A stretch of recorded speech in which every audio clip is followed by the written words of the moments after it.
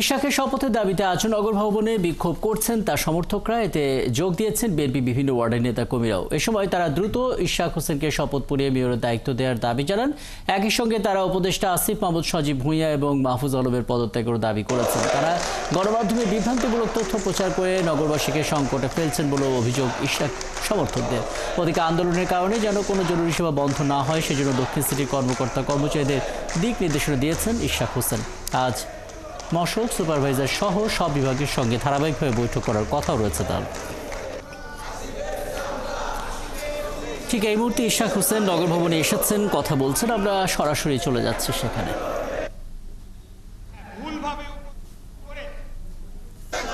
মিথ্যা তথ্য দেওয়ার চেষ্টা করেছে এবং বর্তমান যে স্থানীয় সরকার উপদেষ্টা সেও ক্রমাগত মিথ্যাচার করেছে আমাদের এই আন্দোলন নিয়ে। সে বারে বারে বলেছে এখানে আইনি জটিলতা রয়েছে, এখানে সাবজুডিস ম্যাটার রয়েছে এবং অন্যান্য কথা বলেছে। অথচ বাংলাদেশের সর্বোচ্চ আদালত মহামান্য সুপ্রিম কোর্ট থেকে, আপিল বিভাগ থেকে এই জিনিসটা বহু আগে নিষ্পত্তি হয়ে গিয়েছে। তারপরেও যদি সে বলে যে এখানে আইনি জটিলতা রয়েছে, তাহলে আমি বলবো যে এই ধরনের মূর্খ উপদেষ্টা বাংলাদেশের ইতিহাসে কেউ কোনোদিন দেখে না। আপনারা জানেন যে আমি একটু স্পেসিফিক্যালি ক্যাটাগরিক্যালি বলতে চাই এবং আমার বিশেষ করে সাংবাদিক ভাইদের উদ্দেশ্যে করে বলতে চাই এবং এখানে সকলে যারা উপস্থিত রয়েছেন, এই কথাগুলা জনগণের জানা দরকার, মানুষের জানা দরকার। আপনারা অন্য সকল কিছুর পাশাপাশি এই বক্তব্যটা আপনারা দয়া করে প্রচার করবেন। একটা আন্দোলন যখন হয়, আন্দোলন মানেই হলো সেখানে সমস্ত কিছু বন্ধ করে দাবি দেওয়ার জন্য অবস্থান করা। আন্দোলনকারীরাই সেই কাজটি করে থাকে যতক্ষণ না পর্যন্ত তাদের দাবি দেওয়া মেনে নেওয়া হয়। এটাই হলো গিয়ে আন্দোলনের ডেফিনিশন।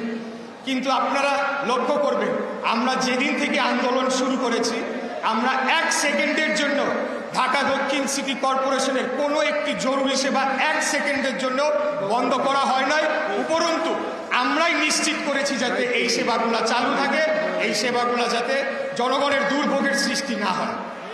এর মধ্যে বর্জ্য ব্যবস্থাপনা, টিকাদান কর্মসূচি সহ যে আঞ্চলিক কার্যালয়গুলোতে যে ধরনের জরুরি সেবা দেওয়া হয়ে থাকে, নাগরিক সনদ, সকল কিছু কিন্তু আমরাই বলে রেখেছি যে সব যাতে জনগণ যাতে এই সেবাটি পেয়ে থাকে।